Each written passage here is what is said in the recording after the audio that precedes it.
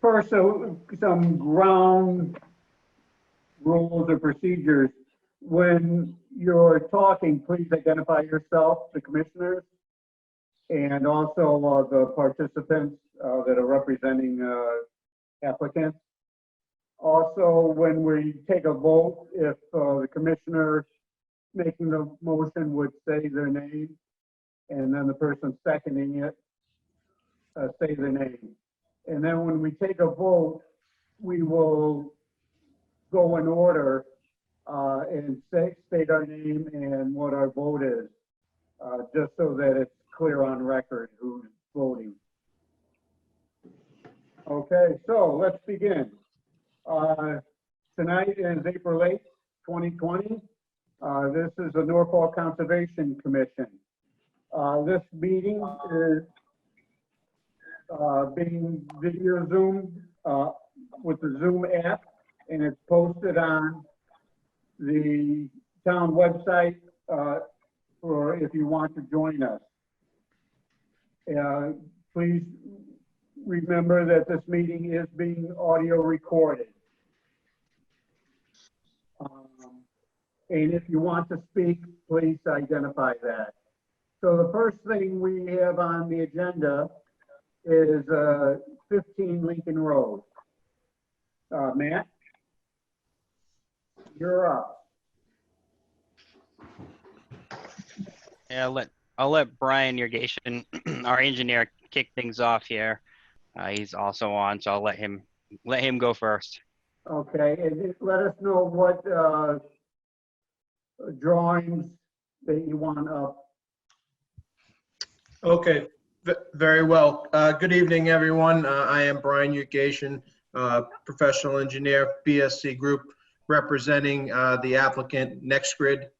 And also here with us tonight is Matthew Creighton. He's a professional wetland scientist also from BSC Group, as well as Daniel Serber, who's the Vice President of Development from NextGrid.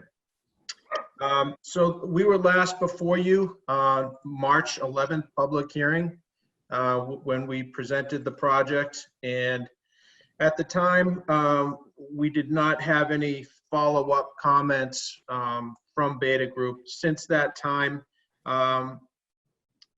we had a meeting with town staff, the applicant, BSC, and Beta, and we hashed out some of the outstanding comments which we had previously received.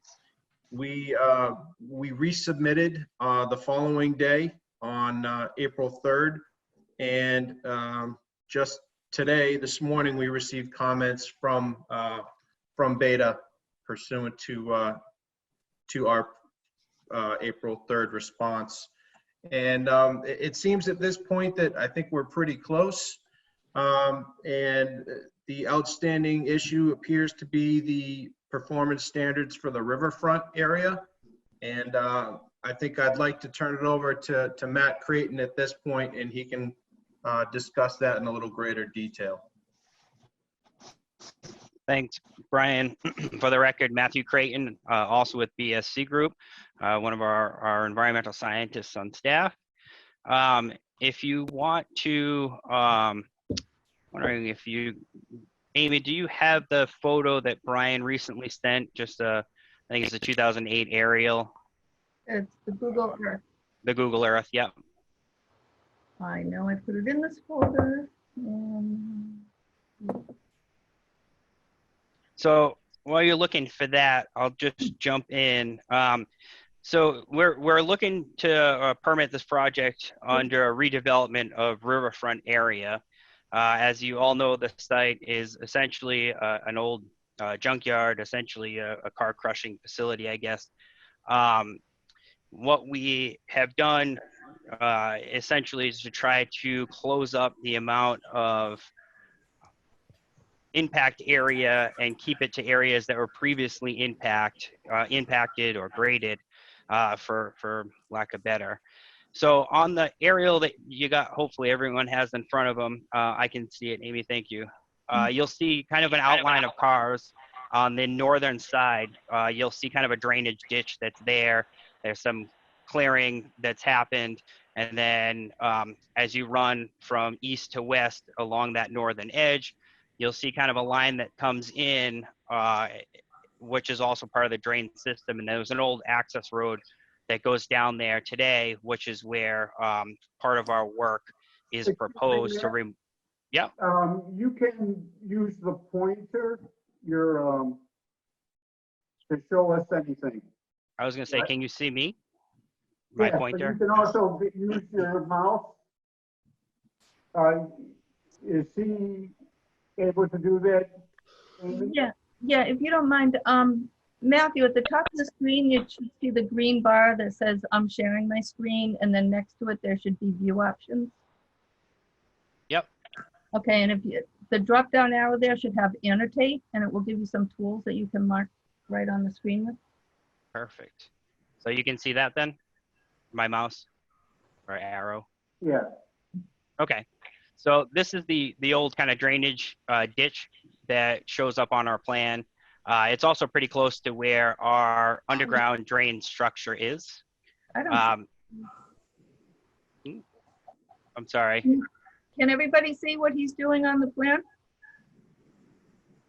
To the left Yes. of that. Yeah. And I can't. okay, go Okay. ahead, Matt. There's this kind of access here. If you go through the years back in like 2001, it was kind of a defined road. And there's actually a pile of car parts or something that's up in this area. So we do have a little bit of clearing that goes on in order to get our system in. But what we're looking at from a redevelopment standpoint, that abandoned dumping grounds or junkyards, we're allowed to go to the extent of the previous area. So if you look at an aerial today, some of these areas are growing in as far as trees and vegetation are concerned. But in order for us to conduct our grading that's required, we're going to have to go into that 100 to 200 foot riverfront in order to clear that out. So if you look roughly along where the back edge of these cars is about our 200 foot riverfront line. So you can see the majority of the work that we're doing, are proposing, is outside of that 200 foot riverfront area, but there is the removal of a stormwater system back in here, grading. You're not moving your arrow? Yeah. I am. I don't know if you can see it. No. No. I can't see anything, no. Can you see that one? Yeah. Oh, yeah, There Yeah. you go. I'm just going to click on these then and just kind of add it. So this is the old drain system coming through here. There's an old section of dump back here that we can see in some of the old aerials. And that's kind of the area where there's an old drain pipe that if you look on our plans, you can see that old stormwater drain pipe that we're looking to remove. The 200 foot riverfront comes out somewhere in this vicinity. So it kind of goes through the cars on this far end here. Trying to get it to move again. Come on. It's gonna get gummed up. But essentially what we're looking to do is redevelopment of a previously developed area. We look at the abandoned dumping ground or junkyard as our previously developed area. So as part of redevelopment, we have to improve the existing area, which obviously we believe we are improving. We're removing a bunch of old car parts, regrading and managing stormwater better. The second step to that is stormwater improvement, which we've done a lot of back and forth between planning and conservation at this point to improve grades and improve stormwater, plus getting rid of some of the car parts and the old structures underneath. We can't go any closer than existing. So what we're utilizing for existing is some of these old dumping areas, even though they have been filled in by some trees over the years and some low growth vegetation, depending on where we're looking. But we're no closer than the existing drain pipe that we're going to up in this northeast corner here. So that point, which is just north of where my arrow is now, and it doesn't seem to want to move anymore. But that point essentially is right around here. There it goes. So that's the closest point to the river of an existing structure. The reason why we're going down there is to remove that structure and to regrade that area, because under the second step of improvement is stormwater improvements as well. There is a caveat that we cannot exceed the existing overall disturbed area or up to 10% of the riverfront area. The existing overall disturbed area is far more than 10%.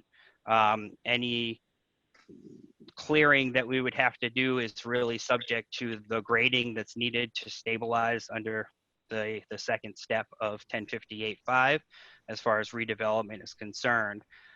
There is a provision that allows us to clear more if we're going to provide restoration to the site, and then provisions regarding restoration, which I included in my letter from last week. However, I don't believe that we necessarily need to get into a lot of that, because I do believe that we're staying within the confines of the original junkyard disturbed area. If there is anything outside of that, it would be probably a little bit of clearing to get that grading down to where my arrow is now, and a little bit of clearing, or grading rather, beyond that old drainage ditch that was there. If it'll move it, yeah, that kind of starts in there and moves up to that stormwater system that's being removed. So even if we were to get into the restoration portion of it, a lot of our work is considered obviously restorative of the existing 200-foot riverfront area. Even though we are developing it, it's kind of a low impact development with improved stormwater system and infiltration system that Brian was able to design. So I'm hopeful that what has been proposed and what's been given in our letters and subsequent feedback that we've had with the town and the town's peer review consultants, MARTA, Beta Group there, I'm hopeful that we'd be able to check off all the boxes here for redevelopment of an existing disturbed riverfront. Okay.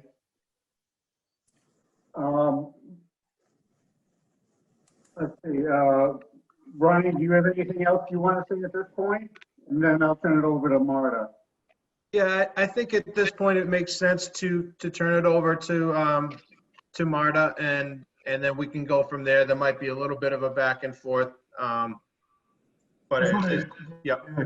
Quick interruption. My name is Daniel Server. I'm the applicant with Next. I just wanted to also make sure everyone knows that the LSP in charge of the cleanup of all the chemicals on site is also on the call. His name is Jonathan O'Brien, and he's here. We need to ask him any questions as well. I think we just failed to mention him at the onset of this. And so he can talk about some of the good we're doing for the environment by cleaning up this site when the time comes. But we can let Marta start marching through the peer review comments. Okay, Marta? Sure. Hi, Marty Nova with the Beta Group. I didn't know if the applicant wanted to talk about the subsurface infiltration system and how they're going to handle the fact that it's infill. How their solution to that?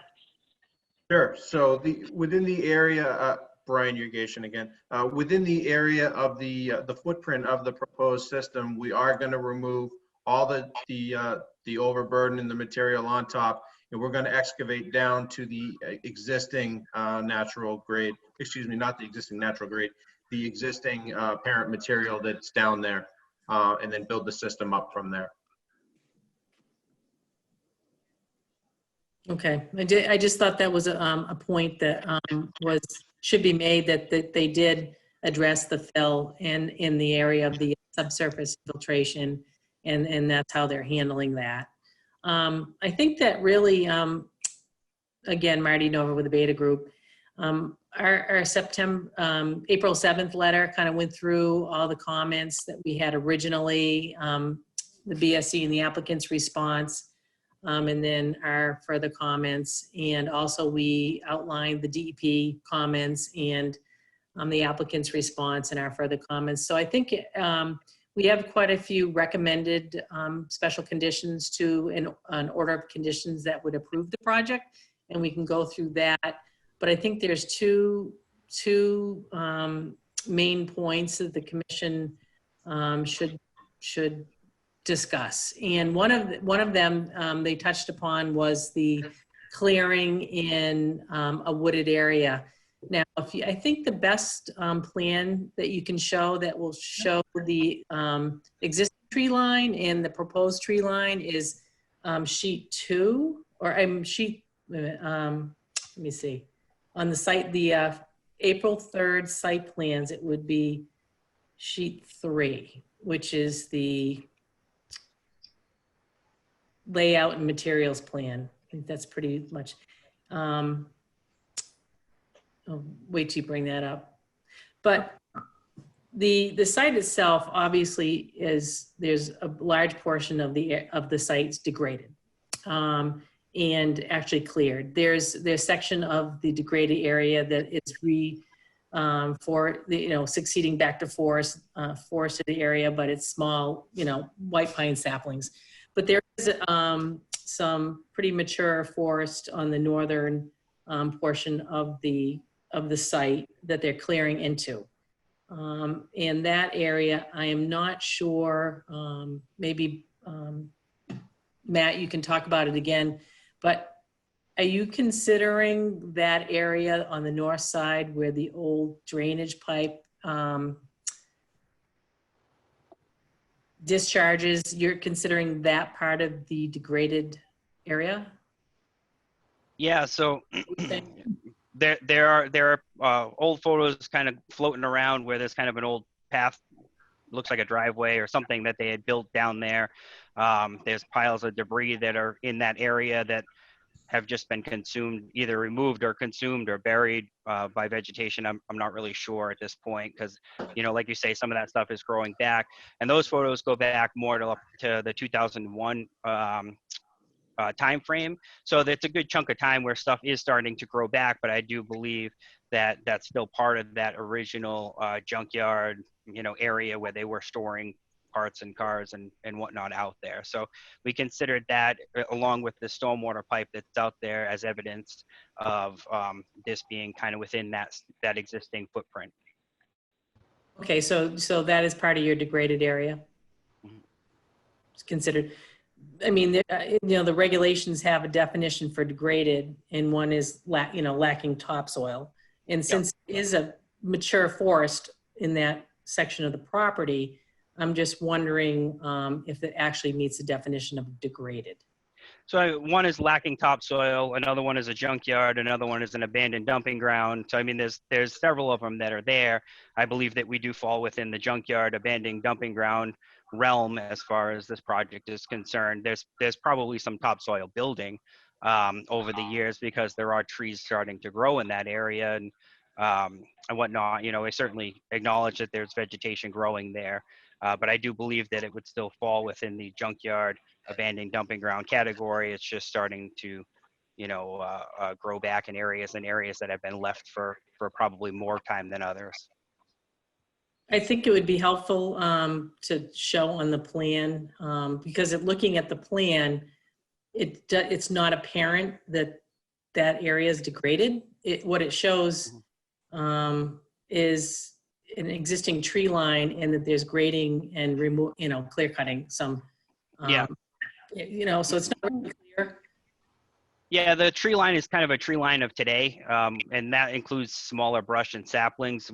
When we outlined that area, it was really still that exposed dirt area, not the historic area that had been cleared. But yeah, I mean, I understand what you're saying when you look at a two-dimensional plan and you see, the brush line, so to speak, that we're going into. It looks like we're kind of coming in and clearing out more of that area. But again, I do believe that the original or the definition from the state standpoint, is a junkyard.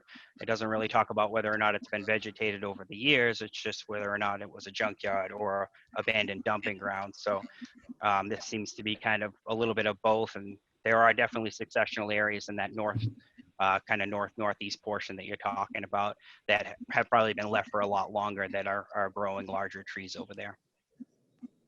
There are. And now I think, can you go to the, it's Amy? To Yeah. the- Marty, just so you know, these plans are February. Oh, okay, so they'd be the April? Yeah, see, I'm not finding those. Oh, okay. I think maybe it'll probably be the same. So if you go to the layout and materials plan, that would be sheet 3 of 8. I think it's 3. Correct. Just, Yeah. yep, scroll One down a down. little further. This one here? Yeah. So Okay, so again, you should be able to annotate the screen okay. and use pointers and such. Can you Next see my? bit- Yep. Probably. Can you see my cursor? No? No, but if you go up to next to the green bar that says I'm screen sharing, next to that, it says view options. Mhm. There should be a drop down that says annotate, and it will give you a toolbox. I see an eye. Okay, so can you see it now? No? How about this? Are you using like a pen or something there? On my screen, I can see the arrow. Can anyone else see it? Not yet, No, I can't. but it did take a couple minutes for me to see when Matt was doing it too, so. Okay. Well, on the north, if you look at the north arrow, you can see that. So on the northern corner, you can see the existing tree line. I can try to point to it here. So now it's moving. Can you see my That- map? That's me. No, that's mine. moving. Oh, okay. Oh. Um, And I'm sorry to interrupt, but Marta, you are correct. These are the prior set of plans. These aren't Yeah. the 4-3 Yeah. revisions. Yeah, so what this plan really shows is it shows the proposed and the existing tree line. So they are cutting into the existing tree line according to this plan along the entire limit of their project. So I think that's one of the concerns that I have is the limit of the degraded area is not defined well, and I'm looking at this and what it's showing me is that there's some clearing in undegraded areas. And I've been on the site, and that northern corner of the property is mature forested area. So I didn't see any evidence of junkyards down there. So I'm just concerned that the DEP and others could look at this and not be able to tell that it's actually degraded. So I think it should be defined better on the plans or on a plan. Now, Marta, you had suggested a site visit to go over some of the DVW. What they did, and maybe Matthew could talk about, but what they did was we talked about the bordering vegetated wetland boundary in our working session last Thursday, and it appears that they adjusted the line further upslope towards the toe of the actual slope. Am I correct, Matt? Yeah, I just want to make sure I'm not still on mute. Yes, we have a revised plan, obviously from this one that you're looking at, but essentially what we ended up doing is pulling that up a little bit further up slope following our meeting, or our conference call rather, a Zoom meeting last week. And I'm gonna see if I can do this. So that wall that you're seeing right where my arrow is has been removed, and that's all. That area is just being graded to stabilize the slope essentially, because it's it kind of steeply drops into one old area where the old drive down there used to be, or whatever the path was.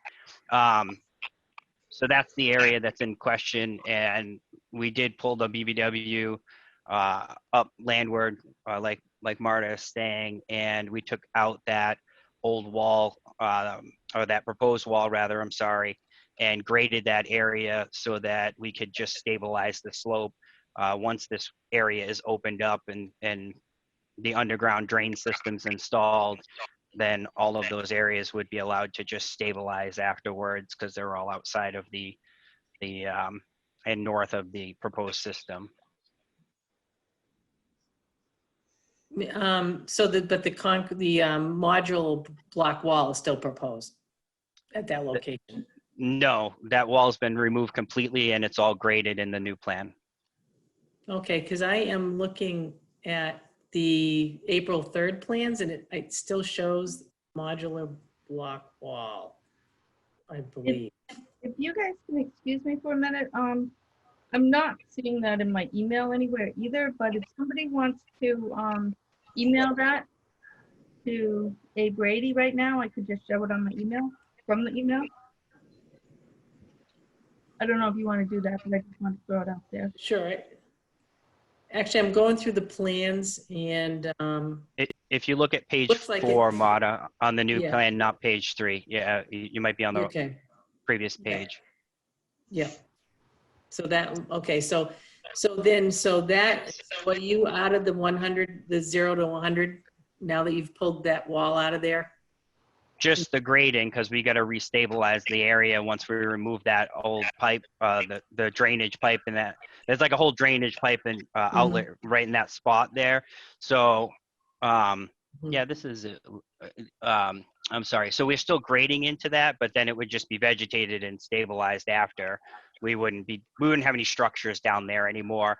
Our drainage, underground drainage, which is what looks like kind of a wall just north of my arrow there. We still have some underground drainage going in, but it doesn't go as far down towards the wetland anymore. So that does stop at the 100-foot buffer, Town of Norfolk BBW bylaw buffer. Question on the, since there is quite a bit of grading in that area, does that pipe need to come out?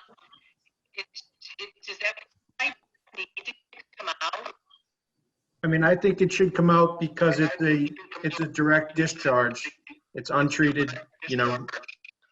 What's the source of that? What is the source of that? Direct? The drainage ditch, which Matt was pointing out when we were reviewing the aerial. Okay, could that, because there's a controlled outlet there in that drainage ditch. If you remove that outlet there, and that area is going to be regraded, so there won't be any source of water to that pipe, correct? After the project is done? That's correct. Yep. So is there a need to have remove vegetation and grade that area and take that pipe? There is. We still have to grade all the way down to approximately just short of where that existing outfall is. And most of the grading that you see to the north of of the riprap swale, which is at the back of the development, the grading that's there is necessary in order to get that, in order to create that riprap swale that we have. That's why the grading to the north of that or towards the river is even there. And so to tie that grading back in, we still have to grade in that northeast corner of the site. I'm getting a lot of feedback, so I don't know how well it's coming across. Yeah. I can hear you well, but I do hear the feedback, but I can, okay. So, all right, I'm wondering if there's a need to take that pipe out at all. Yeah, I mean, I suppose you're right. I suppose as long as the controlled out, the outlet control structure comes out, then there would be nothing getting in that pipe. But the extent of the grading comes to about 2 feet shy of the pipe, so it's like, you know what I mean, while you're there anyway. It's not like that's the only reason for that grading. But we could certainly leave it in too. Yep. All right, so,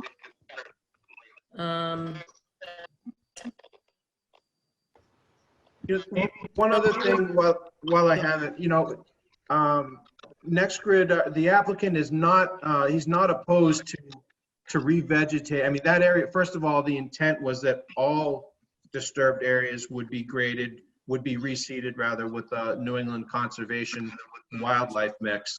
But would also not be opposed to planting some trees in that area. And I mean, in time as that slope naturalizes, it's just one way of dealing with that concern. there's quite a bit of white pine seedlings on that site you could probably use. And they're all very healthy. All right, I just think that would be helpful if, especially when DEP receives the final set of plans, to have a sheet that shows the limit of the degraded area boundary and further descriptions maybe on the plan why you're considering it degraded, so that it doesn't appear that you're cutting into non-degraded area.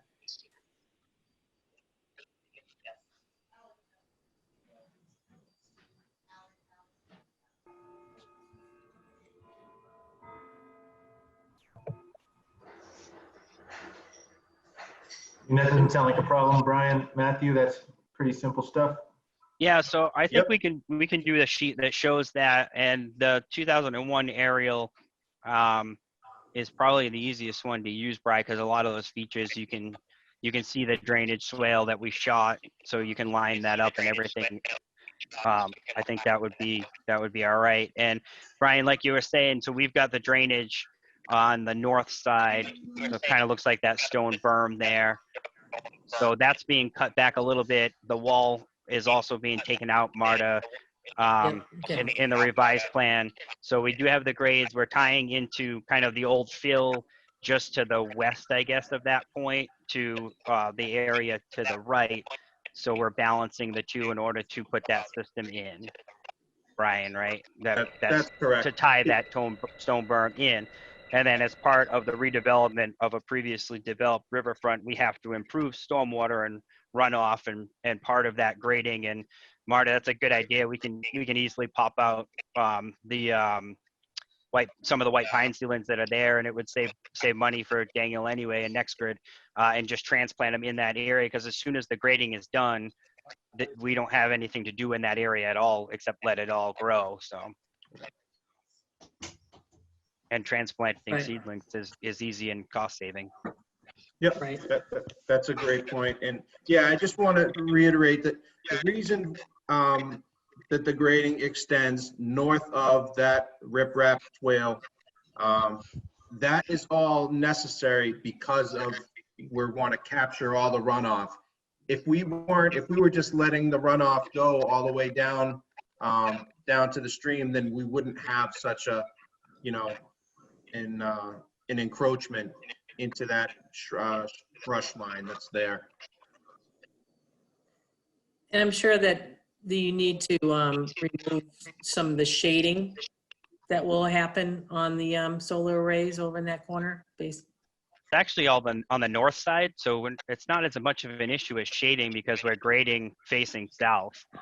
So I don't know.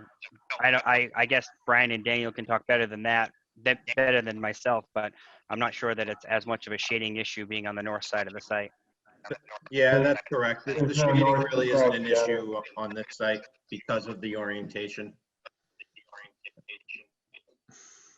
Yeah, so Okay. once it grows back, we would just let it grow back. It wouldn't be something, it wouldn't be part of the area that we would want to mow and maintain or anything. And it'll all be outside the perimeter fencing as well. So, Okay, so then that would not be maintained or mowed, and it would be allowed to to return to naturalize, naturalize. Okay. correct. All right, so I think it's important to create that sheet that, that shows the limit of the degraded area. So in relation to the proposed work, so that it illustrates, that you're meeting that performance standard. I just don't think it's clear. And I think that would be good to, when DEP gets the final set, they can see that that's the case. The other thing too, since Jonathan's in the meeting, and O'Brien from Conoco, I know that they're currently doing their phase 1 comprehensive site assessment. Is there any idea of the extent of remedial work that's going to be done? Because if there's going to be some remedial work, maybe it should be incorporated into this notice of intent and order of conditions now.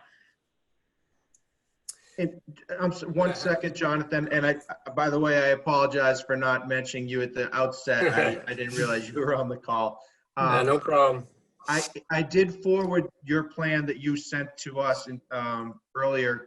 Amy, if you recall that the first of the 2 plans that I sent you this afternoon. Yep. If you could put that one up, that would be great. You bet. Hmm.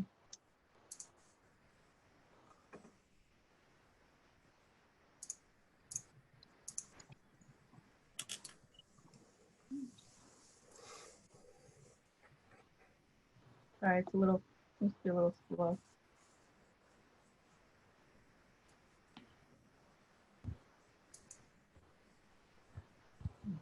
Technology.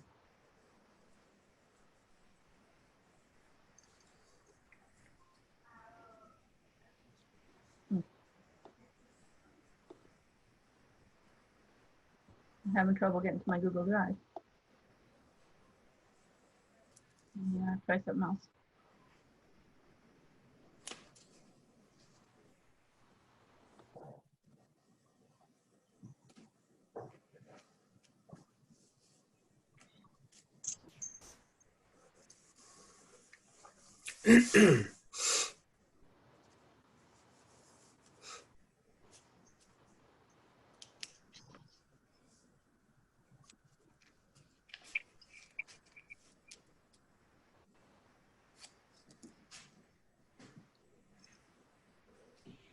While Amy is finding the plan, one of our recommendations is that once the remedial work is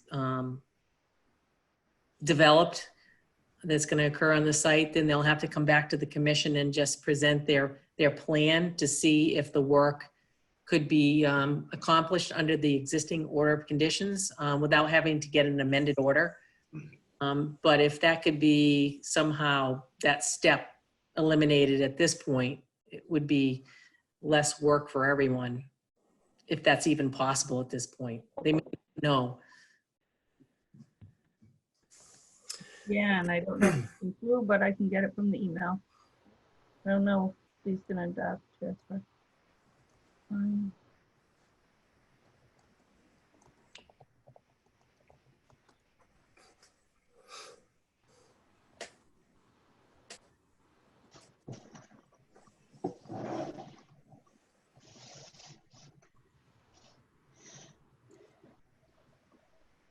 There you go. Thank you, Amy. Sorry about that. Sorry to make you go through that. No, sorry about the delay. You're on, Jonathan. Yeah. To enlarge it a little more?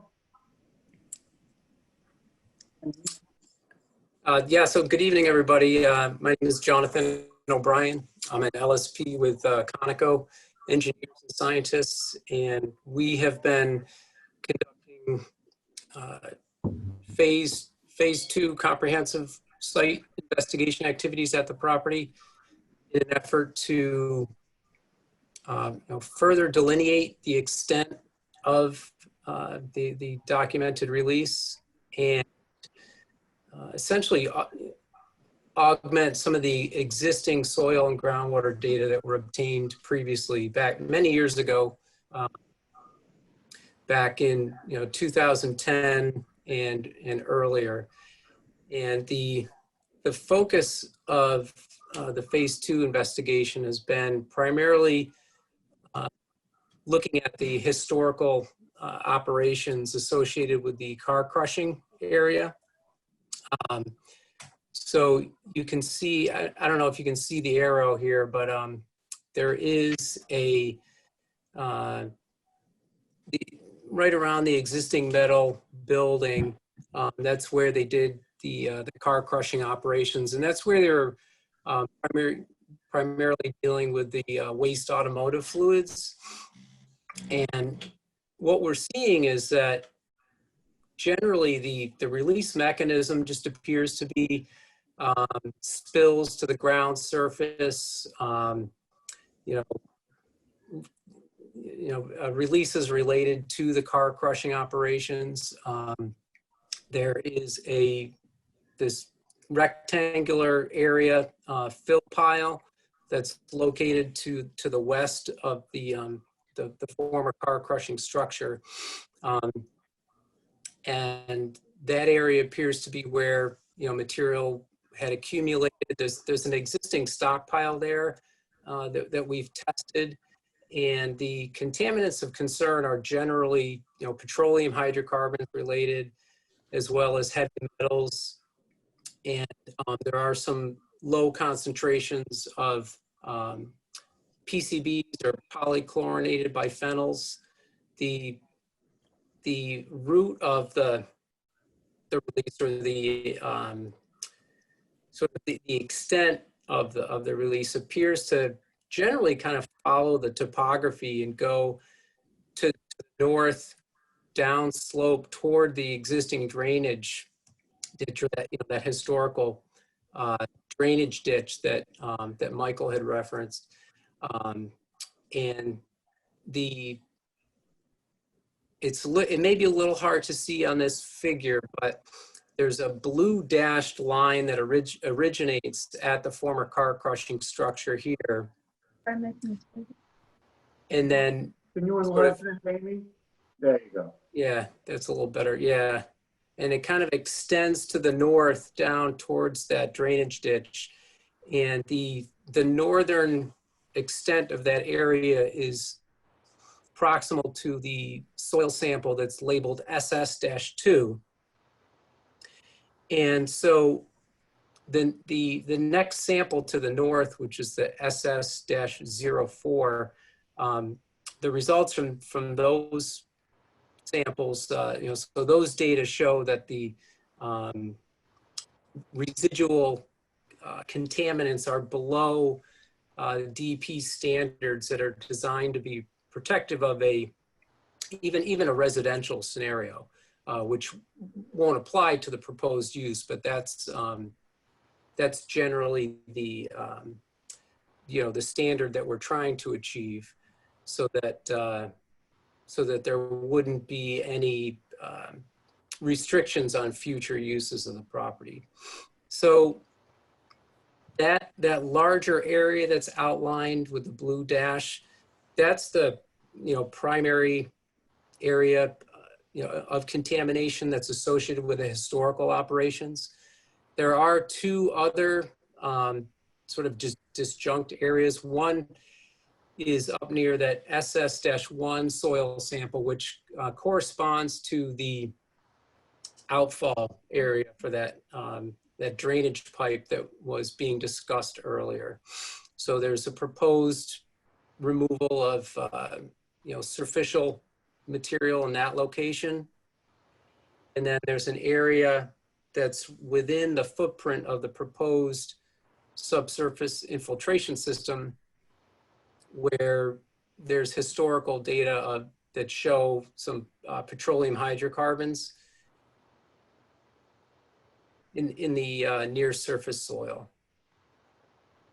And again, basically everything that we're seeing out here is primarily within the top foot or so of soil. So the excavation, although relatively large from an aerial standpoint, the depth of the excavation is quite shallow, or the proposed excavation. A lot of the remedial approach too is going to be sort of almost scraping the ground surface and sort of cleaning up all of the just junk that's out there, and the broken car parts and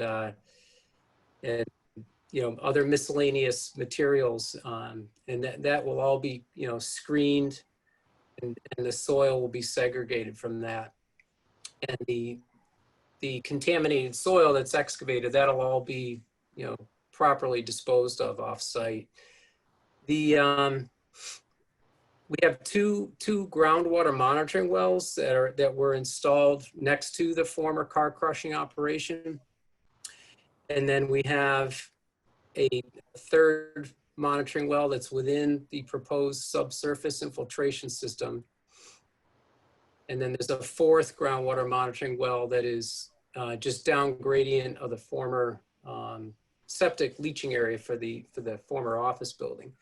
And the groundwater data that have been collected to date show that the historical operations did not affect the groundwater quality to the point where any type of remediation system would be required to mitigate the groundwater. It's primarily going to be a soil excavation only response action. Jonathan, I have a quick question. Sorry to interrupt you. Can you hear me okay? Yeah. Hi, Allie Frere. I'm one of the commission members. I just have a quick question. So when you're testing the groundwater, what were you looking for in the groundwater? I know that in the soil samples that you said that you tested, you found evidence of PCBs.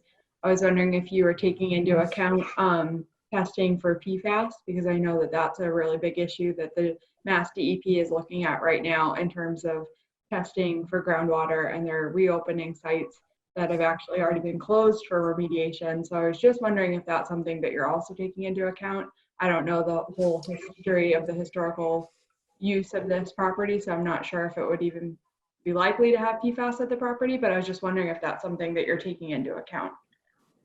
We are not taking that into account for this site for a couple different reasons. And one is the historical operations don't really involve potential sources of PFAS. But the other reason primarily is because this property is not located with any it's not located within any current or potential drinking water source areas.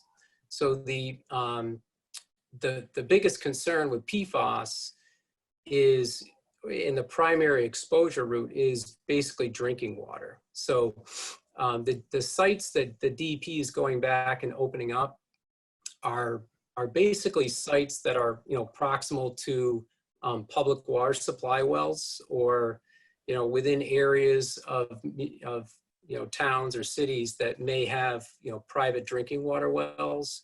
So for this particular property, for those few reasons, it's not a contaminant of concern. Okay, thank you. How far down are you removing soil? So the existing data that we've collected to date suggests that the removal will probably be only about a foot below grade. Some areas might be a little deeper than that, but not much deeper than a foot. Okay. And during this phase of construction or remediation, where will you store the materials to get sifted and sorted and then hauled out? We're definitely open to storing those, where it's best you know, in terms of the defined resource areas, there's a lot of room out there. And so, and also just from a logistics standpoint and trucking it away, I would imagine it would be probably up near where that former office building is located. Or like close to the former septic leaching area in the, like the southeast part of the site, which would be farthest from the defined resource areas. Okay. Are there any other comments from Next Grid consultants? I do have one question. I'm looking at Jonathan's figure here, and it shows the drain line discharge. Is that an existing drain line that's shown, or is that drain line tied into the collection system at the west side of the subsurface infiltration system? Is that a new drain? Is it, or is that? Are you referring to the lines just to the northeast of that sample labeled SS05? I can clarify this. I'm sorry, guys, I was on mute. I see exactly what's going on. If you start at the northeastern section of the proposed subsurface infiltration system, starting there and then working to the north, you see a line with a D on it that goes to a circular catch basin. That is a proposed line. However, the section to the north of that is not, it's neither existing nor proposed. Okay, so that's part of the under drain system? Nope, that section isn't even part of the, let me see if I can do the arrow. Annotate. I think I can also give you a remote control, Brian. Okay. I think I'm gonna try it. Because there is an under drain system being proposed. Where does that discharge to? So can you see that? You see my arrow there now? Yeah. That section of pipe there is no pipe there. What is there is this section. This is proposed. So there's no proposed section between that leads to the existing outfall. That's correct. Yeah, Okay. that's right. Yep. Okay. So this figure is not accurate. That's correct. Yep. Okay. Okay. So I think the Marta, I'm sorry? do you have any other comments? No, I don't. Nope. Okay, I'll open it up to the commissioners first. Hi, this is Fred. Yeah, go ahead. Hi, David. Yeah, this is Fred LaBerge, one of the commissioners. The red line that's marked proposed stakes, straw wattles, is that temporary while the construction work is being done, or will that be permanent? That's temporary during construction. Okay. Thank you.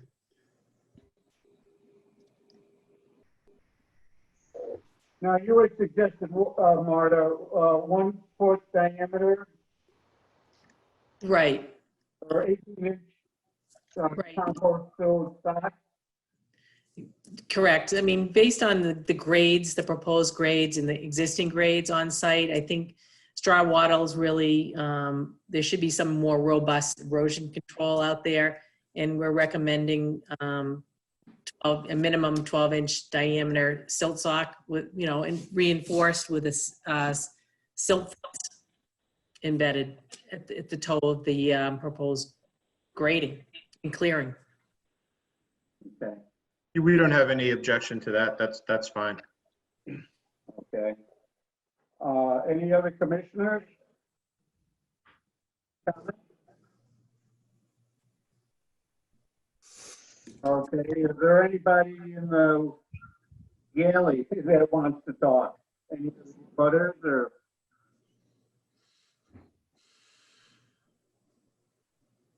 Okay, so what, is that somebody trying to talk? No, I don't see any hands up or anything. Okay. So what are the action items?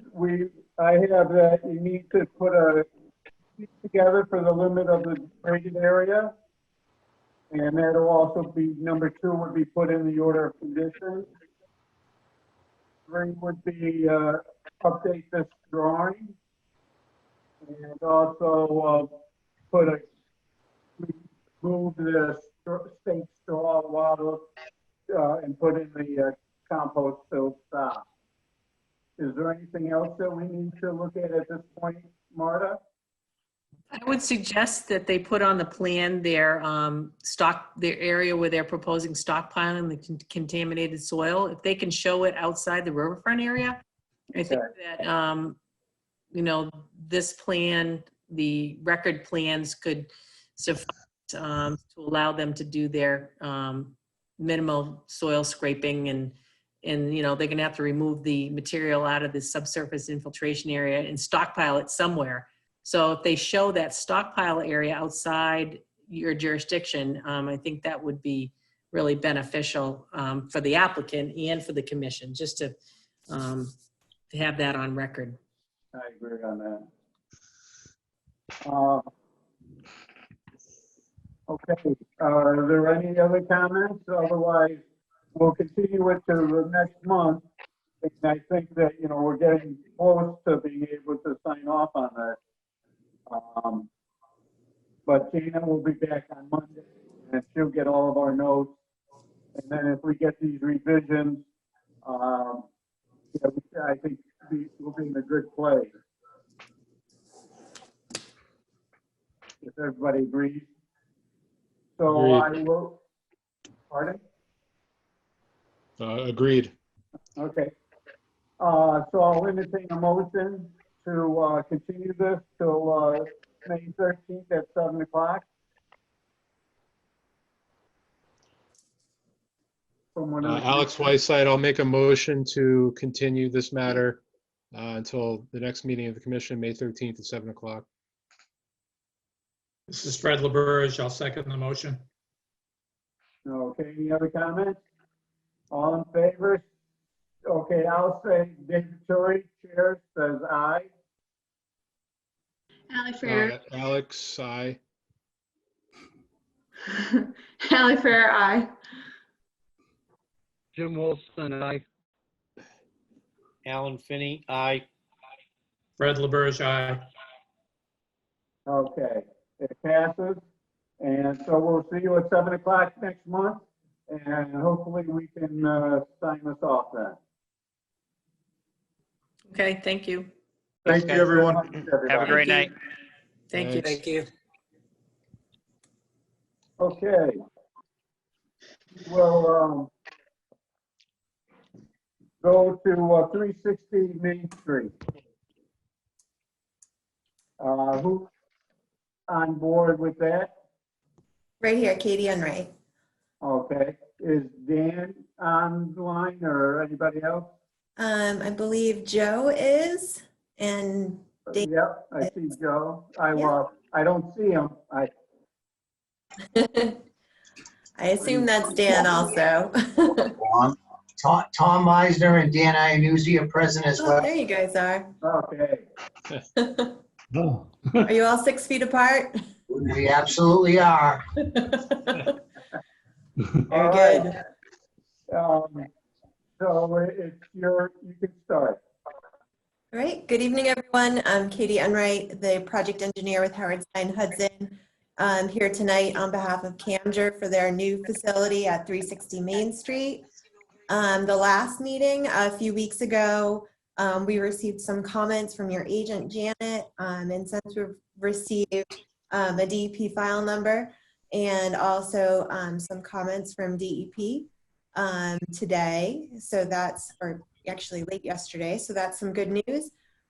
We were able to also provide a revision to the drawings a couple weeks ago, and Phil Paradis from Beta has been able to review them, and I believe you have a new peer review letter from Phil, which is essentially states that we've resolved all of our issues except for a few that would be conditions of approval, specifically I believe for the planning board, but potentially also for the Conservation Commission related to the stormwater pollution prevention plan, which we will do when we need to file with NIPD's as we get closer to construction of the project.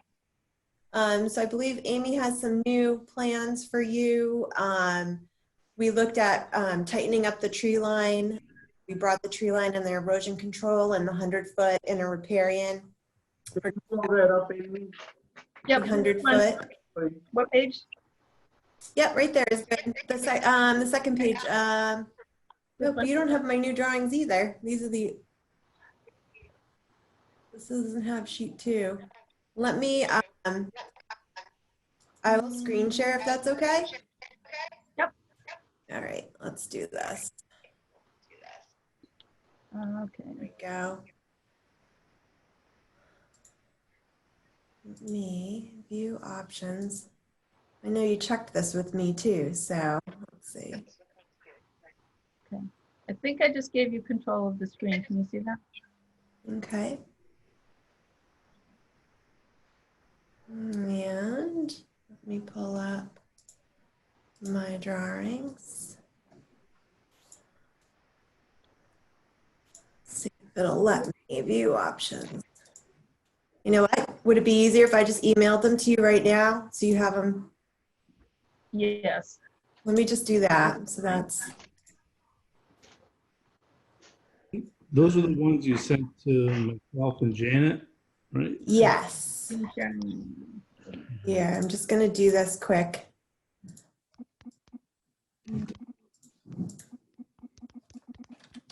Just because the second sheet has everything on it. And send anyway. All right, it's coming at you.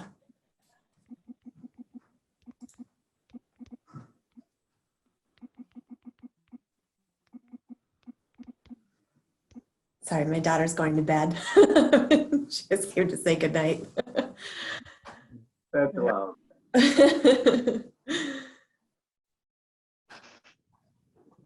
All right. You got him, Amy? Oh, I see. Now I have share screen at the bottom. I can do it now. I think you had to close. Okay. So we'll try that first. Did you get them in your email? I'll just let you do it. I haven't checked that yet. Oh, okay.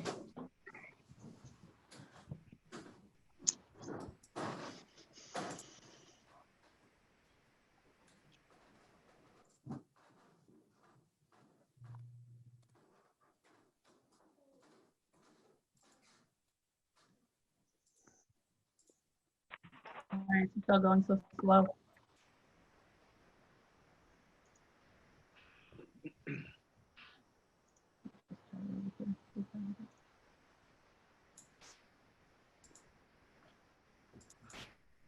I can just share screen. It'll be quicker. It's loading. Oh, it is? Okay. Well, mail's loading, not the plan. All right. Yeah, if you want to give me permission, I can just, I got it mine back up. Yeah, it might be easier than you kind Yep, of got. let me get back to that. Hold on. Let's try this.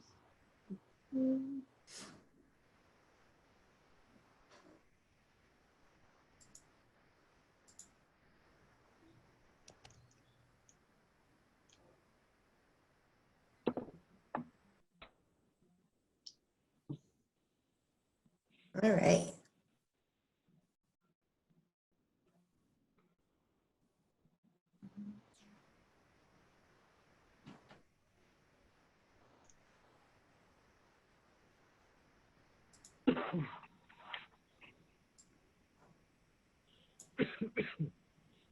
You have it? You have? Yep, I have it up. If you want to just give me the screen, I'll do it. I thought I did though. Oh. It says, remote control. Okay. And I Options. clicked on you. You put in your pen. I think you have to shut your screen sharing. As soon as you close your screen there, I can do it. All right. Share screen. Host disabled participant sheet sharing.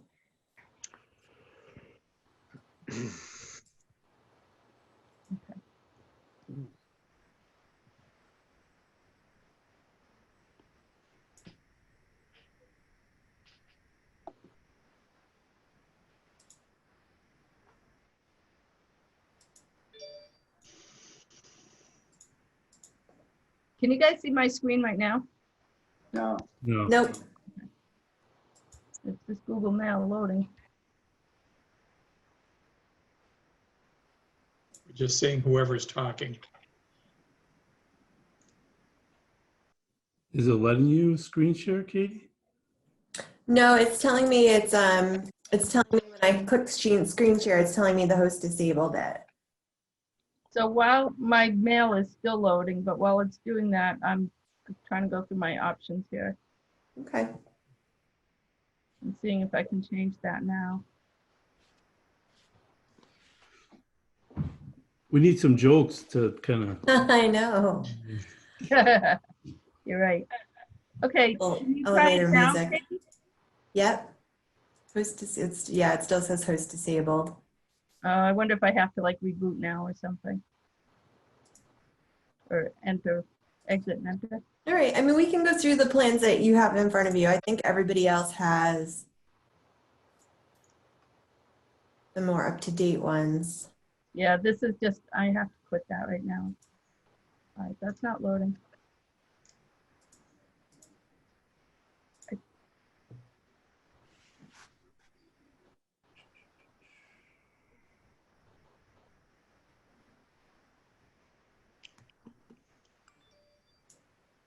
Yeah.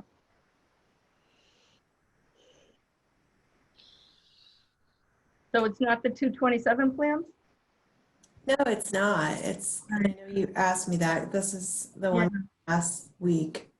So I got one on 3.5, but I didn't, I thought it was just one page, but. Let me see. Is that what, could that be it? Oh, am I not sharing? No. Oh, No. Oh, no, because the second sheet is a locus. It just shows the whole site.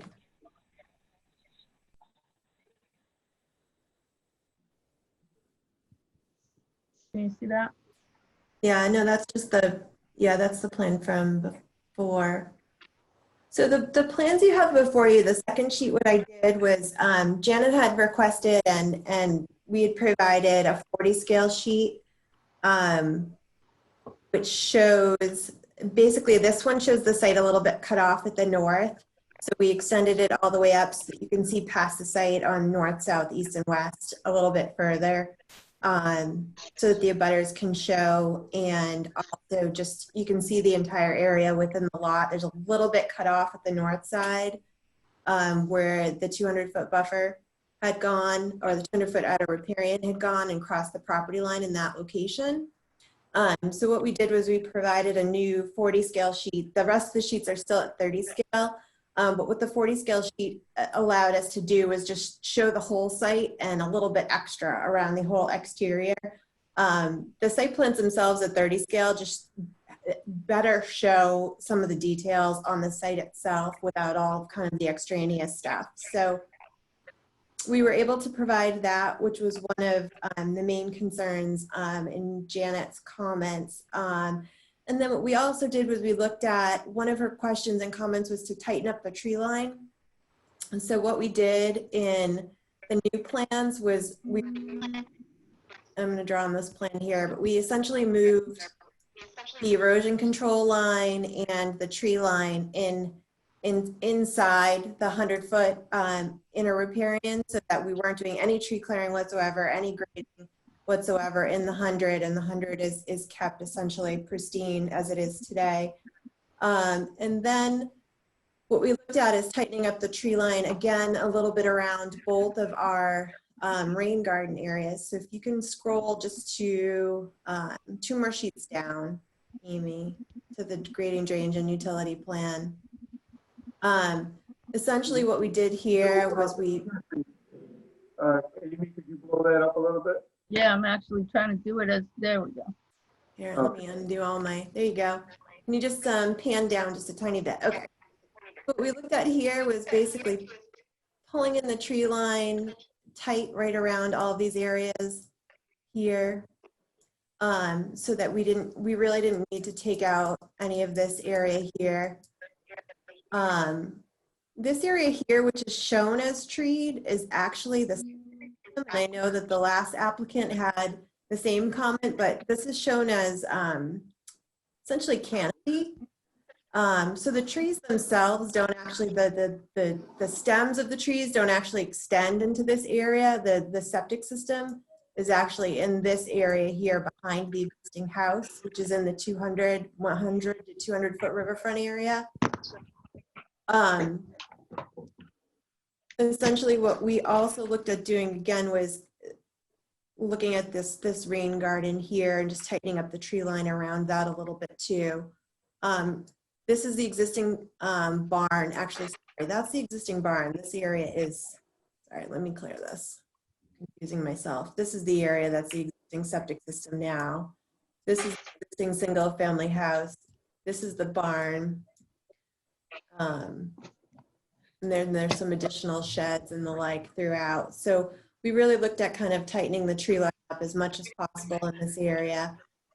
On our new plan set, you'll see there's significant more soil testing in this area. We did 2 more soil tests in each of the rain gardens, 2 in the front, 2 in the back.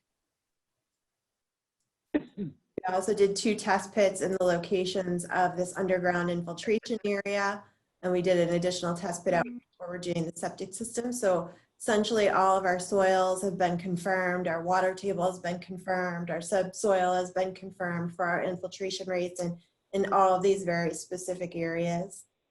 And what we also did was, if you can pan down to the landscape plan.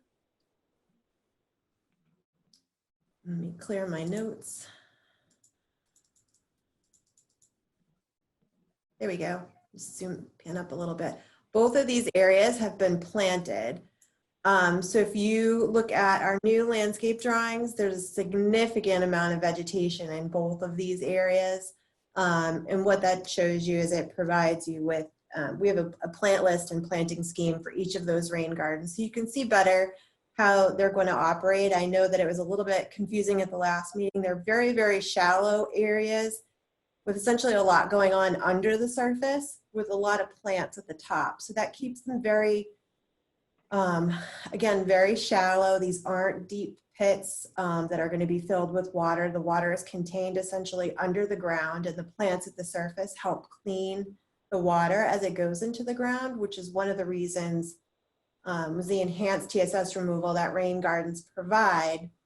I know one of the comments at the last meeting and something Janet had asked for was certainly our riverfront alternatives analysis, which you'll see is a pretty extensive document in your files now, which talks about essentially why this has been designed the way it was, and just to certainly touch on a few things. Certainly economics is one of the factors when we look at alternatives analysis, and this is right next to a Camden facility that's been there for 40+ years. So by using the lot next door and the availability for them to purchase this lot and rezone this lot for their use allows them essentially all of the efficiencies that they're getting with their existing facility that's been there for such a long, long time.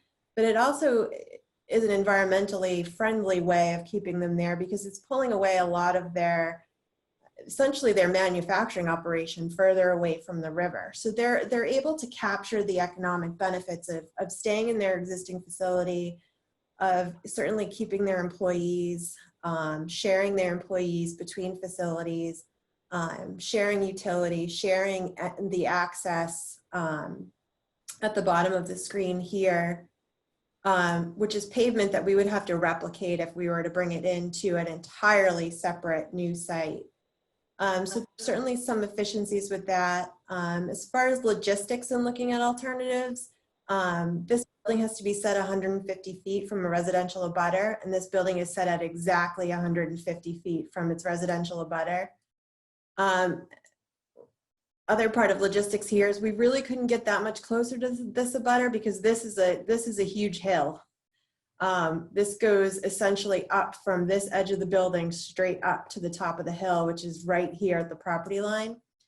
So we're able to keep the building, this is the 200 here, outside the 200-foot riverfront, outer riparian area. We're able to keep all of the parking and pavement out of that area. We're able to do fully compliant drainage. We've added this additional system here, which captures clean roof runoff and puts it directly back into the ground.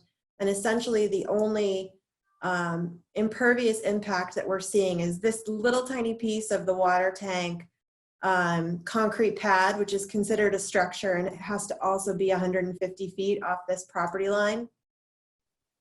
So this is essentially the permanent impervious impact that we're seeing. So what we've shown is our impacts in the original notice of intent. We have about 23,000 square feet of impact, but that includes stormwater management, which is exempt from those figures if we can prove that it's necessary. Certainly the other aspect of this lot is everything drains to the river. So everything that we do here as far as drainage is concerned needs to be on the lower side of things. What we've done is we have kept all of our pavement parking essentially usage on the eastern side of the development, the furthest away from the river, and we've used the western side of the building to essentially capture everything that comes downhill from our development. And that's why everything is located essentially on the closer side to the river, because certainly we got to get the water to flow downhill. We have to get the water to flow through a certain amount of stormwater management, best management practices, and be able to hit an elevation such that we're meeting the 2-foot estimated seasonal high groundwater separation to the bottom of these areas. And also being able to provide, our full TSS removal, infiltration, and detention to not increase flow to the river. We also provided a standalone operation and maintenance plan, and what we did before that, per Beta's request, was we provided a pollution, essentially a pollution prevention plan also, which is something fairly standard, but we put that in a standalone document for the property owners to have as we moved towards hopefully approvals and construction. I think if that basically covers it. I believe that pretty much covers everything from the last hearing. I'd like to keep it short and sweet. Certainly if you have any additional questions or concerns, I know when Janet gets back, we'll definitely be speaking with her to make sure all her concerns have been met, and continuing to work with her and Judy at DEP, who very graciously from home reviewed this and sent me personal emails to make sure that we got what we needed to move this project forward tonight. So Okay. I'll turn it over to you guys. Is there anybody from the Camger trio that would like to talk?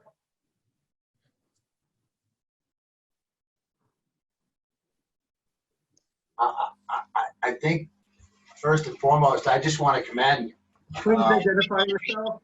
Dan Iannuzzi, Camcher Coating Systems, Thank you. current president, property owner of both. I just really want to commend the town for their efforts for the continuance of these meetings in this time of much uncertainty. The fact that we're all trying to forge forward as much as all of our lives are disrupted. I just think it's a testament to all of us here in the United States, and certainly to the community and the folks in Norfolk and the town of Norfolk. So I just want to give accolades for that. I think Katie did a wonderful job in trying to help everyone understand the scope of what we're trying to do. And in the end, I fully hope that everyone embraces the fact that we are trying to be a better partner in the community. And, you know, as we tend to look for the transition off of this old mill building and potentially next door, you know, this is kind of the beginning of that. And we appreciate everyone's time and consideration towards that. So that's all. Okay, thank you, Deacon. We appreciate it. Any of the commissioners would like to say something? Yes, it's Jim Wilson. There were two issues that Beta had pointed out that if they could work on, you know, maybe before Janet gets back on the 13th to help speed it up so that when we do the orders of condition, they include all the waivers that Janet had suggested or Beta had suggested, I'm sorry. And that's all I have. Yeah. And that's in the April 8th Beta letter to Rich McCarthy? Are you referencing? No, it's Jim Wilson again. No, I'm referencing the Beta report dated, yes, I guess it's from Richard, correct, dated April 8th. Okay. From Beta to Richard. Richard McCarthy, the town planner. Okay. All right, anybody else? Okay, I'll open it up to the audience. There was somebody, any of the abutters like to talk, raise their hand and we'll unmute you. Nobody? Don't see any hands up. Okay. So at this point, we'll continue it till next month. And we should be in good condition to, if we get the waivers on paper in one area so that, you know, be part of the order of conditions, we should be able to vote on it next month. You agree, Rich? I agree, yes. Okay. So with that, I will entertain a motion to continue 360 Main Street, NOI 240, 627, is it? Until 7:15 on May 13th.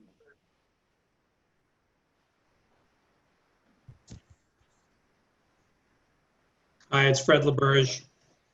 I move that we continue the hearing to our next meeting for 360 Main Street, NOI number 240-627. Second? Sally Fair, second. Okay. We'll take a vote.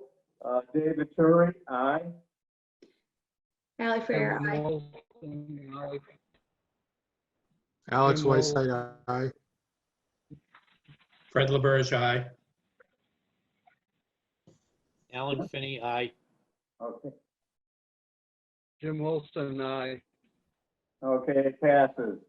All right, we'll see you next month, and hopefully we can set the order of conditions. Thank you Thank you very all. much for participating. Thank you very much. Good night. You're welcome. Thank you. Night. Okay, now we're to Meeting House Road. Continue that one. Who's on board? Anybody? Oh,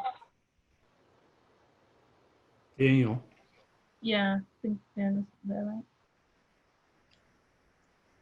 you mute him. Daniel there?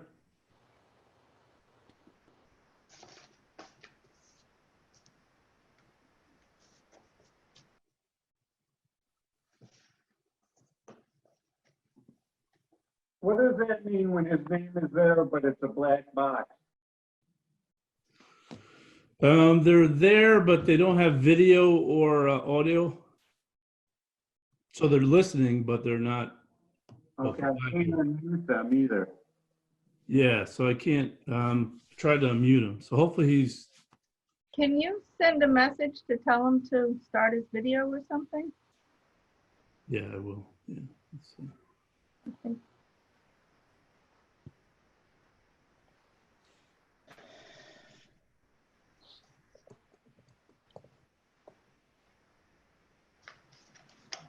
I just sent him a chat. Hopefully he didn't fall asleep on us.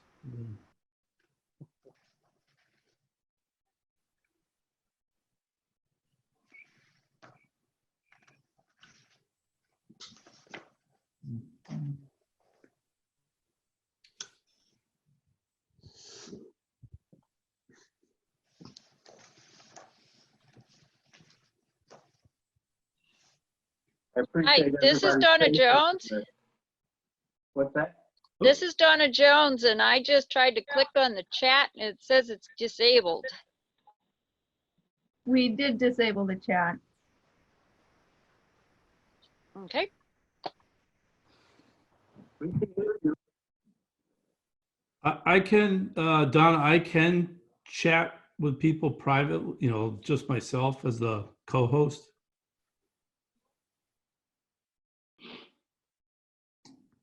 But,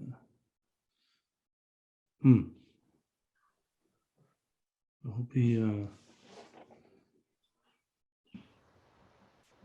didn't forget us. Hi, Joe Gately here.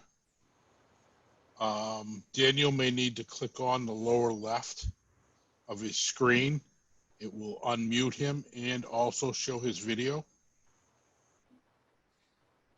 Yeah. I just sent him on his little thing there where it says unmute or more. I sent him a request to start video.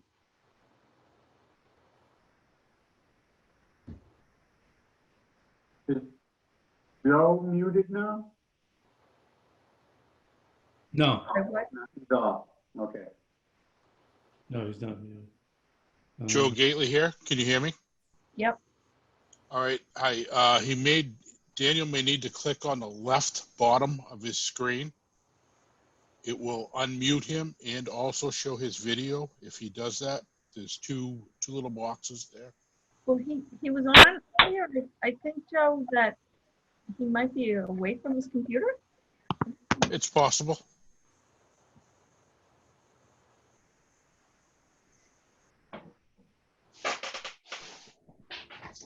I'm gonna see if I could text him.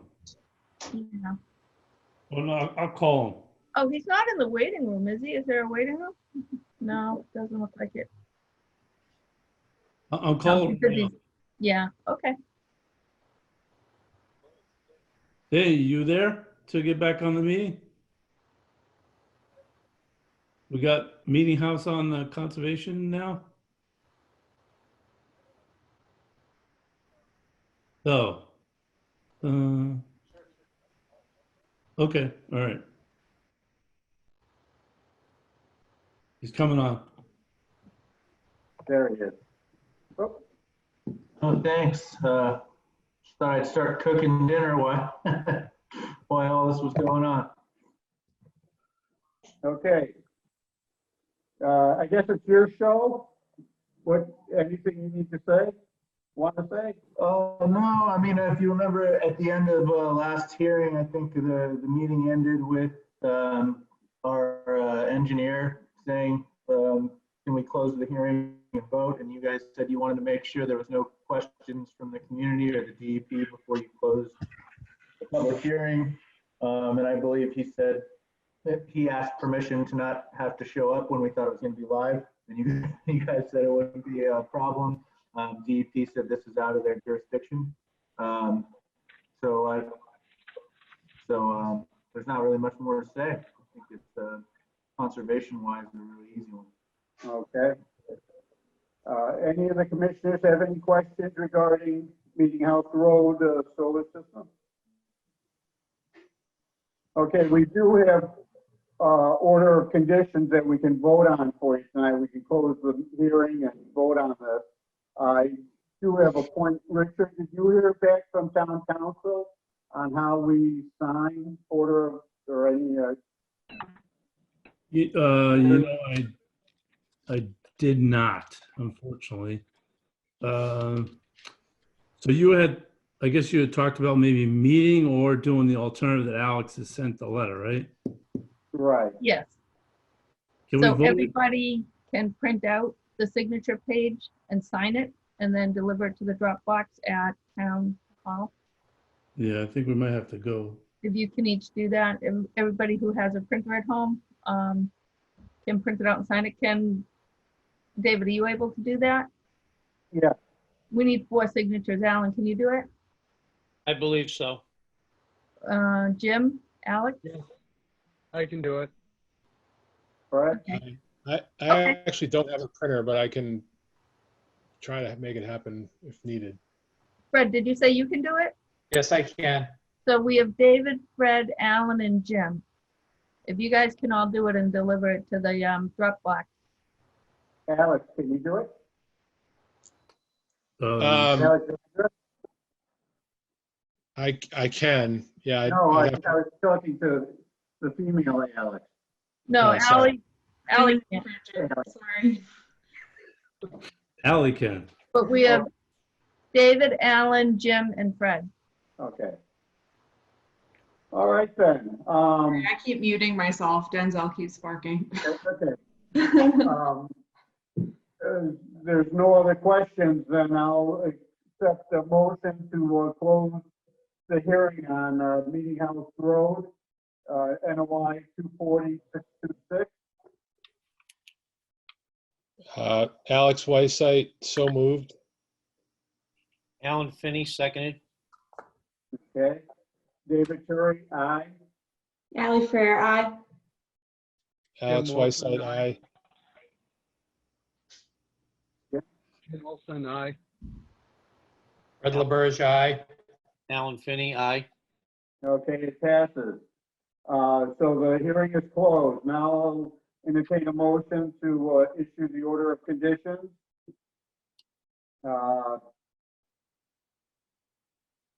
If somebody would so move it. So moved. Alex Whiteside, so moved. Alex, you moved? Yep. Okay. Alan Finney, seconded. Okay, David Turri, aye. Allie Fair, aye. Alex Whiteside, aye. Jim Wilson, aye. Fred LaBerge, aye. Alan Finney, aye. Okay, it passes. So we'll issue these, and because of our doing things, what's today, Wednesday, I would say Monday, they could pick them up.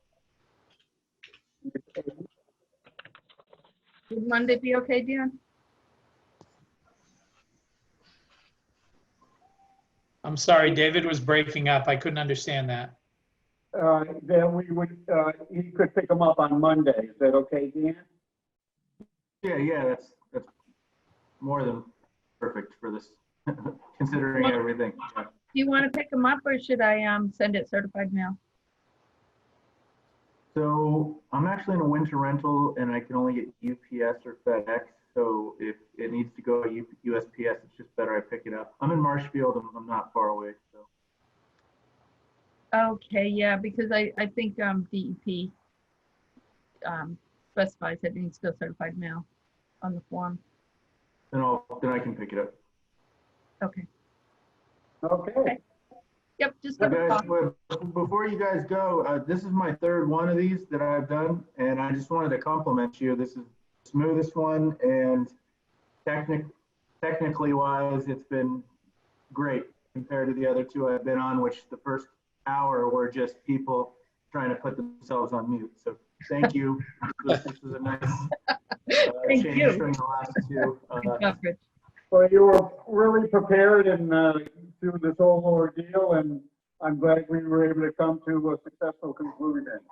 Now you can go and have your dinner. Yeah, thanks so much, guys. Thank Okay. you. Bye. Okay. See you Monday. Bye. Thanks. Bye. Okay, next we'll go to meeting minutes. What minutes minutes were modified, Amy? Okay, so Jim had pointed out on March 12th, I ended it by saying Janet had addressed and I didn't actually say anything else after that. But it was just she had addressed it she had addressed a letter from Mass DOT that we would discuss the next month. So I'm sorry, those were February minutes that I left the hanging sentence, and then it was actually discussed in March. Somewhere else, I just had the OJ instead of ON for the word on. It was just a typo. And what's the other one, Jim? Oh, I had understood them to use the word adder, ADDER, but I wasn't sure if it was correct. Jim let me know it was, but I had already reworded it in the meantime. And just avoided it. Okay. I've sent the edited copies over to Jim, so unless anybody else has anything else. Okay. All right. Then I'll entertain a motion if there's any other correction. We'll first vote on January 8th, 2020 minutes. Motion to accept. I'll make a motion to accept as said. Second. Alan Finney. Fred LaBerge, second. Okay. And David I can Curry, aye. tell you guys, so if you just raise your hands and say aye, then I'll know it's unanimous. Thank you. Aye. Aye. Alex Weiss, Okay, Aye. got it. Aye. You what? You what? Okay, it passes. Motion to accept February 11th minutes. I'll make a motion to accept February 11th minutes. Alan Finney. Second. Alex Whiteside, second. Dave Curry, aye. Aye. Aye. Aye. Aye. Passes. Okay, March 11th minutes. Motion to accept. I move to accept the March 11th minutes. Ally Frere. Alex Whiteside, second. Aye. Aye.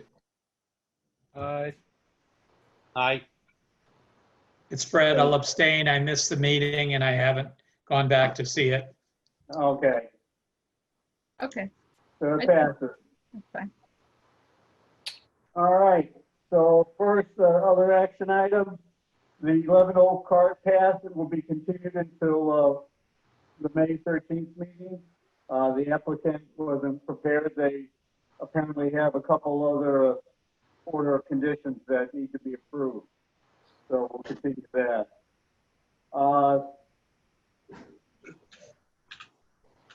The Mirror Lake Avenue, the system, the septic system. So we've gotten a letter from their PE and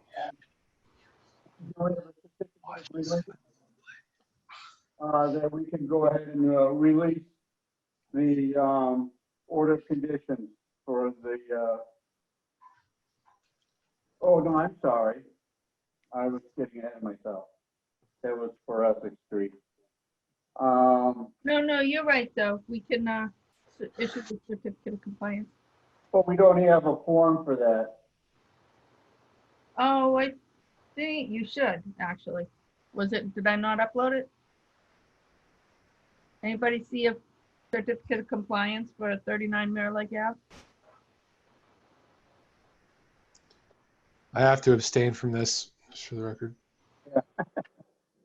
Oh, right, okay. Very nice people, though. They're my new neighbors. They're very nice. Okay. And nobody's gotten the certificate. There is. So we can vote on it. And then if you would send us the form, Amy, then we could sign it and drop it in the Dropbox. Yep. I will do that. I'll email that tonight. Okay, so I'll entertain a motion for the order of conditions for 39 Mirror Lake Avenue.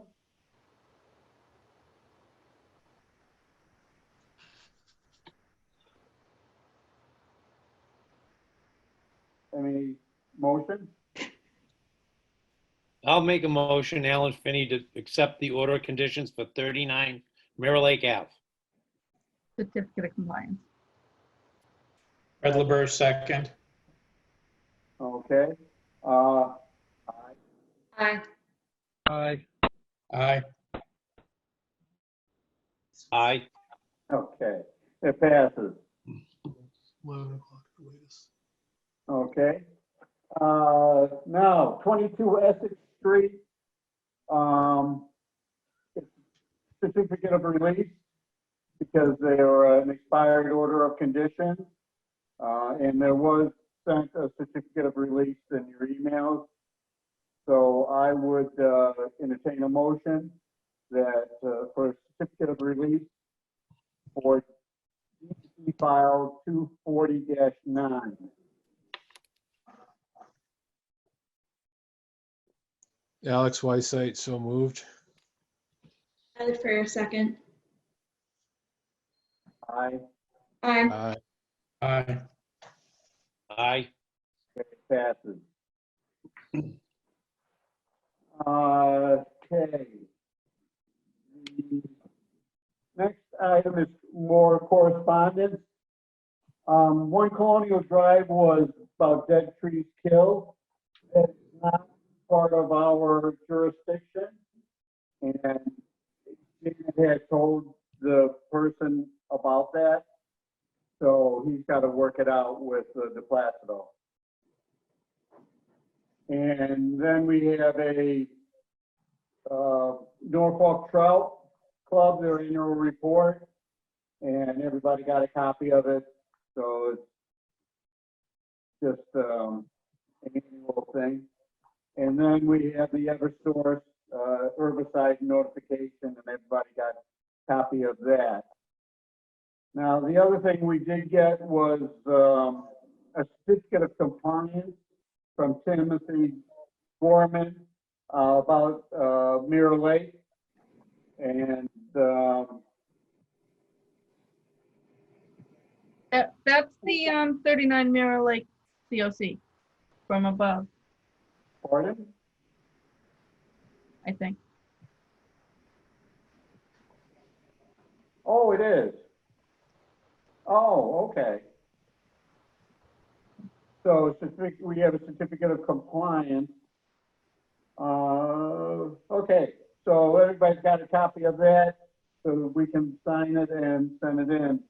So we've already voted on it, so that's a done deal. Excuse me, Mr. Chairman.